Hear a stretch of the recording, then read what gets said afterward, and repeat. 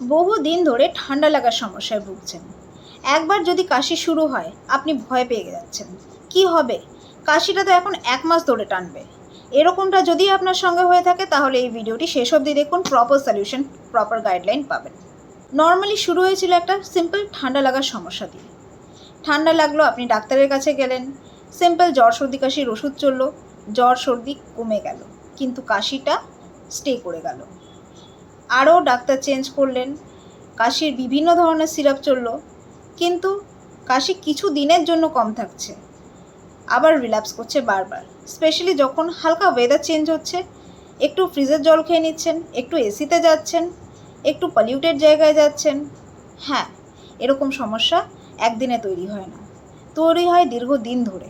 যেটা শুরু হয়েছিল একটা সিম্পল কাশি দিয়ে, সেটাতেই এখন আপনি দেখছেন রেগুলার বেসিসে আপনাকে বিভিন্ন ধরনের অ্যান্টিবায়োটিক্স নিতে হচ্ছে, বিভিন্ন ধরনের ইনহেলার নিতে হচ্ছে।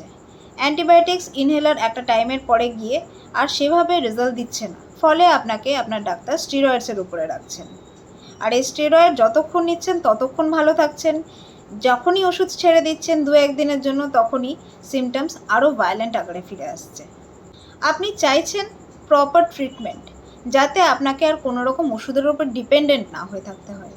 কিন্তু যত আপনি এরকম ওষুধের উপর ডিপেন্ডেন্ট হয়ে থাকতে চাইছেন না, ততই আপনি জড়িয়ে পড়ছেন। কেন, এই দীর্ঘদিন ধরে যে স্টেরয়েডস বা বিভিন্ন ধরনের ওষুধ ইউজ করছেন, সেগুলো আপনার লিভার মেটাবলিজমকেও কিন্তু এফেক্ট করছে, যে কারণে আপনি এখন গ্যাসের রুগীতে পরিণত হয়েছে। আপনি আগের থেকে আরও অনেক বেশি নার্ভাস, আগের মতন প্রাণবন্ত নেই, আগের মতো আপনার চেহারার গ্লো নেই, আগের মতন ওয়ার্কিং নেই। এখন সবসময় মনে হয় শুয়ে বসে থাকি, সবসময় ঝিমুনি বোধ, কাজে ফোকাস নেই, আর ঘুমের ডিস্টারবেন্স মারাত্মকভাবে। ঘুমানোর সময় ঘুম আসে না, ভোরের দিকে ঘুম আসে, তখন হালকা ঝিমুনি হয়, আবার কাজের জন্য উঠতে হয়, যে কারণে আপনার পুরো লাইফটা একটা হ্যাপাজার্ড ওয়েতে চলতে থাকে। আর এই স্ট্রেসে যে কিভাবে সুস্থ হবেন, আপনি আরও অসুস্থ হয়ে পড়তে থাকেন। বিভিন্ন ডাক্তারের কাছে যান, বিভিন্ন ডায়াগনোসিস বেরোয়, অনেক লাখ লাখ টাকার টেস্ট করান, কিন্তু আলটিমেট যেটা গোল, কিওর, সেটা পান না। এখন সিমটমস আরও বেড়েছে, ইনহেলার ছাড়া আর চলা যায় না। একটু ওয়েদার চেঞ্জ হলেই আপনার টান টান কাশি শুরু হয়, সঙ্গে হাঁপানি। রাত্রেবেলা শোয়ার সময় হঠাৎ করে ঘুম ভেঙে যায় কাশির চোটে, কাশতে কাশতে বমি ভাব, গলা ফেটে রক্ত আসা, সবসময় গলার মধ্যে মনে হয় কফ জমে আছে, একটু ঠান্ডা লাগলেই তা বুকে বসে যায়। গলার গ্ল্যান্ডস বা টনসিল, যেটা আপনারা সাধারণ ভাষায় জানেন, সবসময় সারা বছরই ফুলে থাকে, আর ঠান্ডা লাগলে সেটা আরও ফুলে যায়, ব্যথা হতে থাকে। আর টনসিল বাড়ার ফলে আপনার এখন আর আগের মতন গলার স্বর বেরোয় না, ভয়েস চেঞ্জ হয়ে গেছে, ভয়েস ক্র্যাক হয়ে যায়। জোরে কথা বললে কিংবা টানা একসঙ্গে অনেকগুলো কথা বলে ফেললে আপনার নিঃশ্বাস নিতে কষ্ট হয়, আপনি হাঁপিয়ে ওঠেন। উপরন্ত অ্যাডেড সাইড এফেক্টসের জন্য আরও যে ভোগান্তিগুলো আগেই ডিসকাস করলাম, সেগুলোতেও ভুগতে থাকেন। ফলে সিম্পল একটা কাশির জন্য গেছিলেন, আর আজকে আপনি কাশির ওষুধের সঙ্গে সঙ্গে আরও অনেক রকমের রোগের অনেক রকম ওষুধ খাচ্ছেন। তাহলে উপায় কী? উপায় হচ্ছে classical homeopathic treatment. As a homeopathic physician আমি যেটা আমার ক্লিনিকে করে থাকি, আর সেই সিমটমগুলো থেকেই কিন্তু এক্সপিরিয়েন্স নিয়ে আপনাদের সঙ্গে এই ভিডিওটি ডিসকাস করলাম। ক্লাসিক্যাল হোমিওপ্যাথিতে রোগের মূল কারণটা ধরে ট্রিটমেন্ট হয়।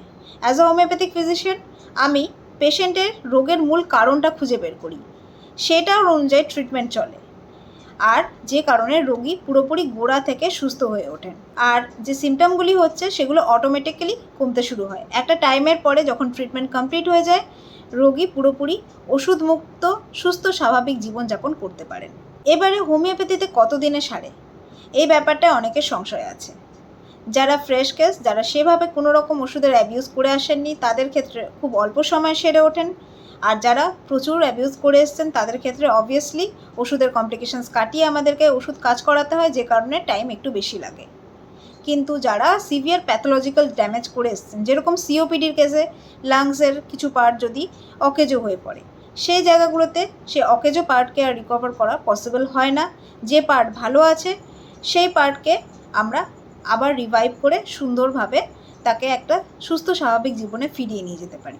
আর রইল বাকি সাইড এফেক্টসের কথা। হোমিওপ্যাথিক মেডিসিনে কোনো রকম সাইড এফেক্টস নেই, যে কারণে আপনি যে রোগ নিয়ে দেখাতে এসছেন শুধুমাত্র সেই রোগেরই ট্রিটমেন্ট হয়।